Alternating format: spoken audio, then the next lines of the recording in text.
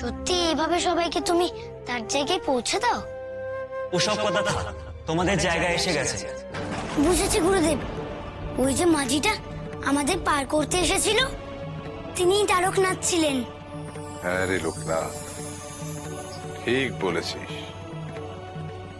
কালে কালে এই স্থান হয়ে উঠবে এক মহাতীর্থ।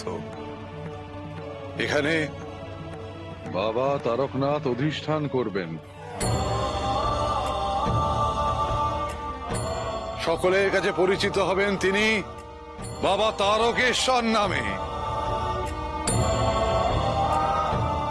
দেশ দেশান্তর থেকে দলে দলে ভক্তের দল কাঁধে করে বাঁকে জল নিয়ে আসবে আর মাথায় ঢালার উদ্দেশ্যে। শঙ্খ ঘণ্টায় ধরিত হবে এই চত্বর। ধূপ ধুনোর গন্ধে মম করবে চাতি। জয় বাবা তারকনাথের জয়, জয় বাবা তারকনাথের জয়। এবার আমাদের বিদায় দাও মুকুন্দ, বিদায়ের সময় হলো। তবে আমরা এখানে আসি বা না আসি, তোমার নাম চতুর্দিকে বা ছড়িয়ে পড়বে। কাকা, তুমি চিন্তা করো না, বাবা ভোলেনাথের কৃপা হলে আবার আমাদের দেখা হবে। গুরুদেব, বাবা ভোলেনাথের মাথায় কেমন রোদ পড়েছে। বাবা ভোলেনাথ কি এখানে সারা বছর এইভাবেই পড়ে থাকবে? আরে তাই তো, কি করা যায় বলতো? না না ঠাকুর, কোনো চিন্তা করবেন না, বাবাকে আমরা এইভাবে ফেলে রাখবো না। দেখো গো, কে আসছেন? এ কি কাণ্ড! দেখেন কে এসছে আমাদের মধ্যে। আমাদের আমাদের গ্রামের স্বয়ং ভগবান আমরা তারে মনে করি।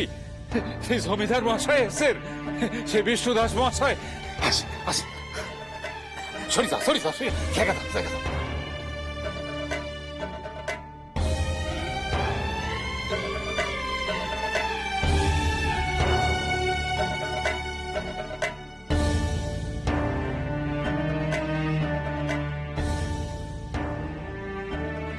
তুমি লোকনাথ, প্রজাদের মুখে অনেক নাম শুনেছি তোমার। বিপদ আপদ তুচ্ছ করে বাবা ভোলানাথকে প্রতিষ্ঠা করেছো তোমরা। তোমাদেরকে ধন্যবাদ জানাবার ভাষা আমার নেই। এই তীর্থের সাথে তোমাদের নাম চিরকাল জড়িয়ে থাকবে। শুধু আমি নয় গো, মুকুন্দ কাকার নামও চারিদিকে ছড়িয়ে পড়বে। কাকা না থাকলে এই কাজ কি আর করতে পারতাম? তাই তোমরা তো অসাধ্য সাধন করেছো। তোমাদের কাছে আমি সারা জীবন ঋণী হয়ে রইলাম। আর একটা কথা সবাই শুনে রাখো, বাবা ভোলানাথের মন্দির আমি নিজে নির্মাণ করে দেব।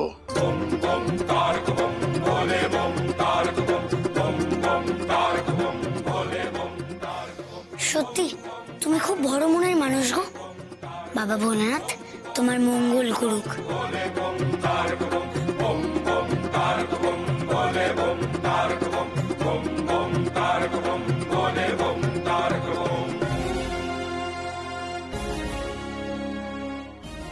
এই নাও বাবা ভোলেনাথের আশীর্বাদী বেলপাতা, তোমাকে সব বিপদ আপদ থেকে রক্ষা করবে। কমলা, আমার মন বলছে গো লোকনাথদের উদ্দেশ্য সফল হবে, ওদের নৌকাই এলো বলে। আমি যাই বুঝলে। আপনি কোথায় চললেন? নদীর ঘাটে গো, ওখানেই তো ওদের নৌকো আসবে। আমিও যাই না আপনার সঙ্গে। না না কমলা, তুমি এখানে বাবা সেবা ছেড়ে যেও না, সেটা ঠিক হবে না। ওরা ফিরলে আমরা আমরা খবর পাঠিয়ে দিচ্ছি। চ চ চ। দেখো ঠাকুর, রক্ষে করো সবাইকে।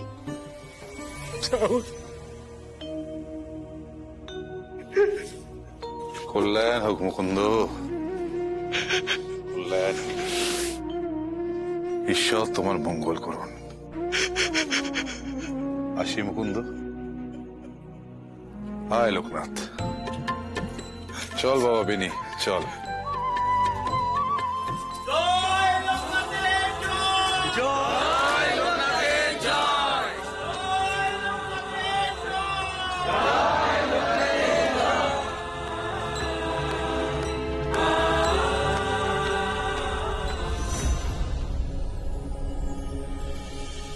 লোকনাথরা এখনো এলো না রে। কি হবে বল দেখি, এত যে বেলা হয়ে গেল, এরপর ওই ঘন বন জঙ্গল পেরিয়ে আসাটাও তো মুশকিল। কি জানি কিভাবে ফিরবে ওরা। উঠান উঠান, লোকনাথরা ফিরে এসেছে। সত্যি? হ্যাঁ হ্যাঁ, সত্যি সত্যি। আর ওরা যে কাজে গিয়েছিল সেই কাজে নির্বিঘ্নে সফল হয়ে ফিরেছে। যাক বাবা। দিদি চলো দিদি, আমাদের ছেলেরা কত বড় যুদ্ধ জিতে ফিরলো বলো তো, ওদের তো বরণ করে নিতে হবে। হ্যাঁ চলো। ঠিক বলেছিস মালতী, চ। চলো চলো চলো চলো চলো চলো।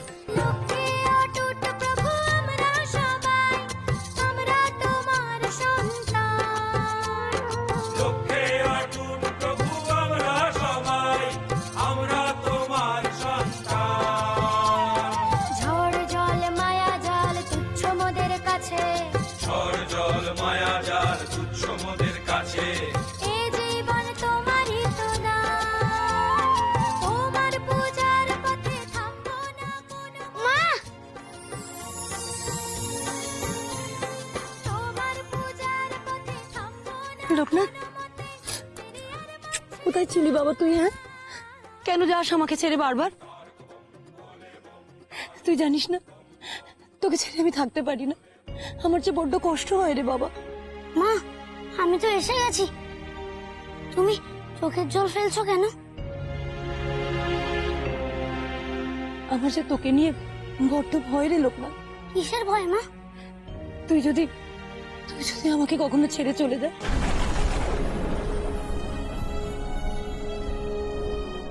শুন লোকনাথ, তোকে যে যাই বলুক,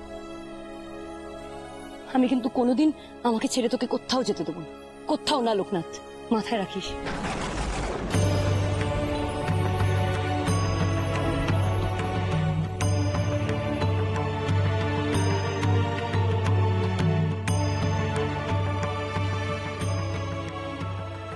কমলা, তোমার মনের কষ্ট আমি বুঝি,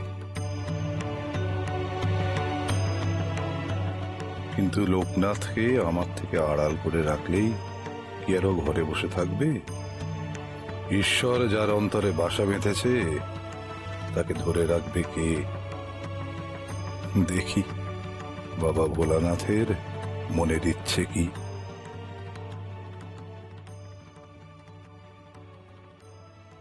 কমলা, বলছিলাম একটা ভুল হয়ে গেল গো। আবার কি হলো?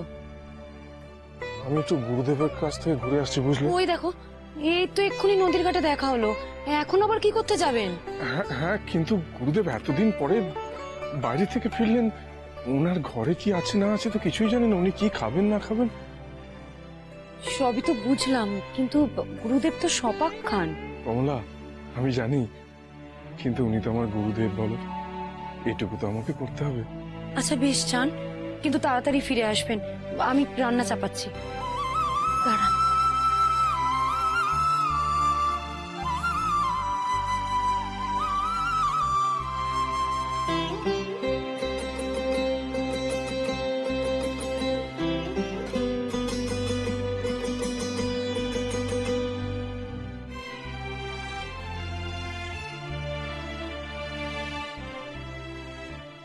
নিন, এটা গুরুদেবকে দিয়ে দেবেন।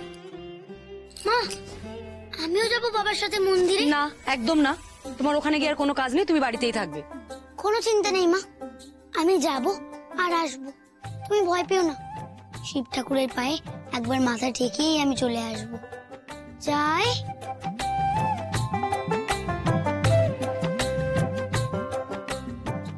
যাও, তোমাকে নিয়ে আমি আর পারি না লোকনাথ।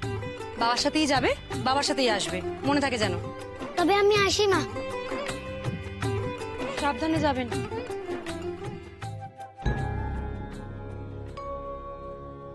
जय शम्भो विभो रुद्र स्वयंभो जय शङ्कर जयेश्वर जयेशान जय सर्वज्ञ कामद नीलकण्ठ जय श्रीधर श्रीकण्ठ जय धूर्जटे अष्टमूर्ते अनन्तमूर्ते महामूर्ते जयानघ।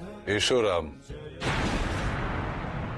গুরুদেব, আপনি কি করে বুঝলেন?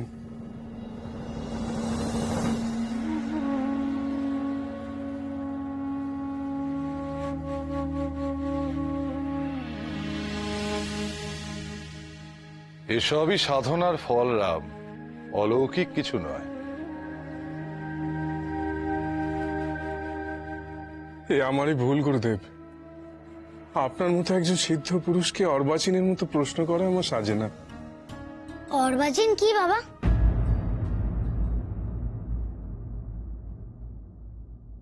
অর্বাচীন হলো রে লোকনাথ, যা তো শিব শম্ভুর সঙ্গে দেখা করে আয়।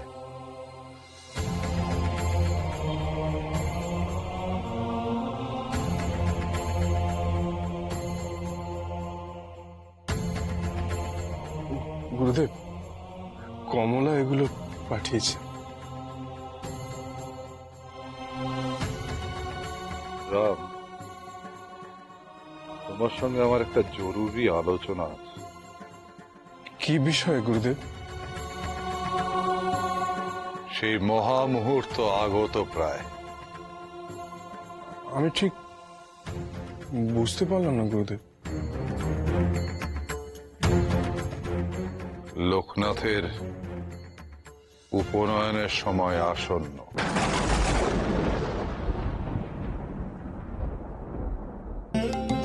কি শিবগৌরী, কেমন আছো?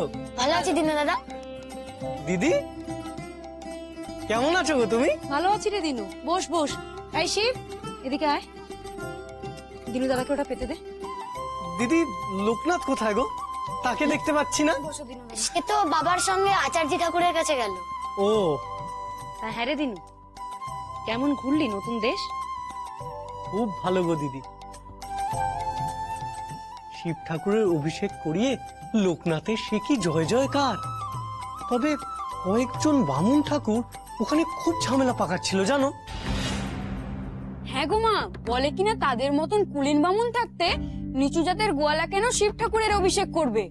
তারপর তারপর আর কি, লোকনাথের ভক্তির কাছে সকলকে হার স্বীকার করতে হলো। জানো দিদি, ওখানকার জমিদার এসে লোকনাথের প্রশংসা করে গেছে।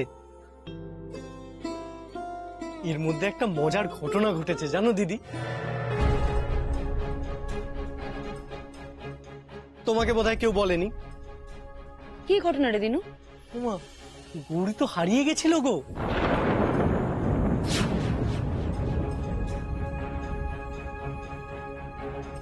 কি? আমাকে তো এসব কেউ কিচ্ছু বলেনি। তারপর? আমরা তো দিদি গাঁ দেখতে বেরিয়েছিলাম, আর সেইখান থেকে সাহেবের লোকেরা গৌরীকে তুলে নিয়ে চলে গেল। সে কি? কিন্তু গুরুদেব, কি? লোকনাথের মা তো ওর উপনয়ন দিতে আগ্রহী না। ও তো খুব ভয় পায়। জানি, লোকনাথের চলে যাওয়া নিয়েই ওর ভয়। গুরুদেব, সামনেই তো লোকনাথের জন্মতিথি। ওই দিনই রাম, ওই দিনই লোকনাথের উপনয়নের আয়োজন করো। হ্যাঁ রাম, কোনো মহাজাগতিক কারণ ছাড়া ওই দিন লোকনাথের গৃহত্যাগ কেউ আটকাতে পারবে না।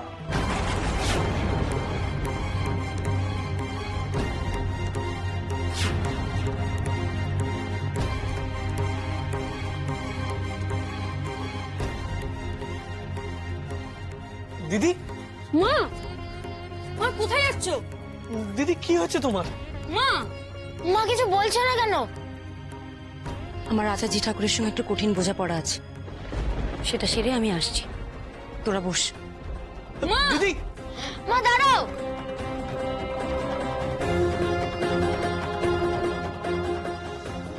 গুরুদেব, লোকনাথের উপনয়নের দিন।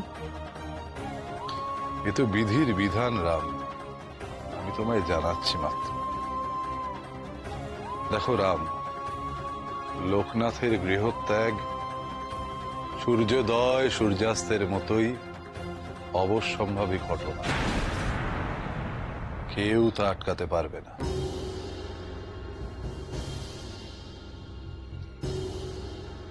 যাও, তুমি গিয়ে ওর মাকে বোঝাও, এটাই নিয়তি।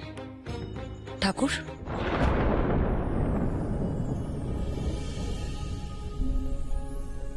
আপনার ভরসাতেই কিন্তু আমি আমার ছেলেদেরকে ছেড়েছিলাম,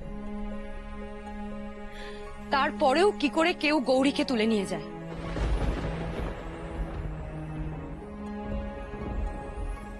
আপনি থাকা সত্ত্বেও এই ঘটনাগুলো কেন ঘটলো ঠাকুর? হ্যাঁ, কেন ঘটলো বলতে পারেন?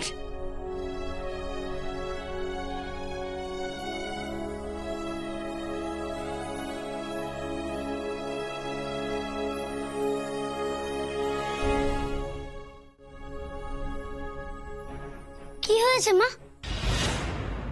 তুমি আবার এলে কেন? বাড়ি চল, নেবে আয়।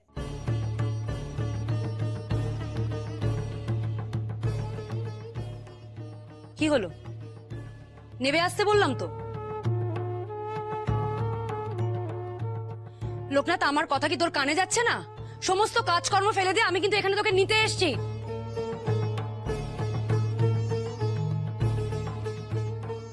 লোকনাথ, তুই নামবি? নেবে আয় লোকনাথ। কমলা,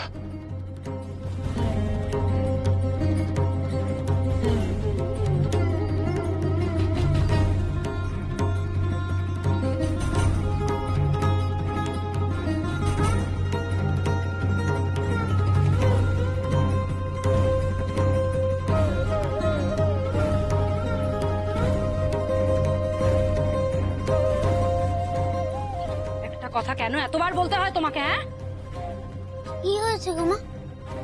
তুমি রাগ করেছো কেন?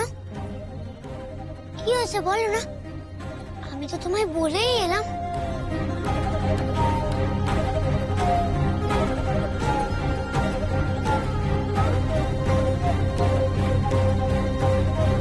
বাড়ি চলো। কমলা, কমলা, গুরুদেব, গুরুদেব, কমলা এভাবে লোকনাথকে টানতে টানতে নিয়ে চলে গেল কেন? কমলা ভয় পেয়ে আবার লোকনাথকে ঘরে বন্দি করে রাখবে না তো? চিন্তা করো না রাম, স্বয়ং দেবাদিদেব মহাদেব ছাড়া লোকনাথকে বন্দী করে রাখার ক্ষমতা কারোর নেই। ঠাকুরের আশীর্বাদে ও ঠিক নিজের পথ খুঁজে পাবে। তুই আজকাল এত এদিক ওদিক যাস, আমার ভালো লাগে না লোকনাথ। আমি তোকে ছেড়ে কিন্তু একদম থাকতে পারি না। তোকে নিয়ে আজকাল এক দণ্ড নিশ্চিন্তে থাকতে পারি না আমি। কেন যাস বল দেখি আমাকে ছেড়ে? হ্যাঁ, আমার শুধু মনে হয় তুই বোধহয় আমাকে ছেড়ে চলে যাবি। মা, তুমি কেঁদো না মা। তুমি কাঁদলে আমার যে বড্ড কষ্ট হয়, বিশ্বাস করো। তাহলে তুই আমাকে কথা দে, তুই আমাকে ছেড়ে আর কোনোদিন কোথাও যাবি না। ঠিক আছে মা, কথা দিচ্ছি। এবার তো চুপ করো। ওই দেখো, তুই আবার কাঁদছিস কেন বোকা ছেলে? লোকনাথ চুপ কর। তুই যদি এইভাবে কাঁদিস তাহলে কিন্তু আমি আবার কেঁদে ফেলবো বলে দিলাম। আচ্ছা ঠিক আছে, ঠিক আছে, তুই এবার চুপ কর। তুই আমাকে বল তোর কি চাই। তুই যা চাইবি আমি তাই দেব। তুমি এখন রাগের মাথায় বলছো যা চাইবি তাই দেব। আমি যা চাইবো তাই দেবে? বললাম তো দেব। বল কি চাই। শুধুমাত্র ভগবানের মন্দিরে যাওয়ার বায়না করবি না কিন্তু লোকনাথ।